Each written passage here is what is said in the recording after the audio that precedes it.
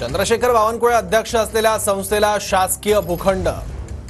महालक्ष्मी जगदंबा संस्थानला नवीन college उभारण्यासाठी हा भूखंड देण्यात आला। वित्त विभाग महसूल विभागाच्या विरोधानंतरही भूखंडाचं वाटप। कोणा व्यक्तीला नाही तर नियमाप्रमाणे भूखंड दिला जातो। भूखंड वाटपावरून चंद्रकांत पाटलांनी प्रतिक्रिया दिली आहे। आता बावनकुळे नावाच्या कोणा नावाला, सुधीर मुनगंटीवार नावाच्या कोणा नावाला तो भूखंड दिला जात नाही।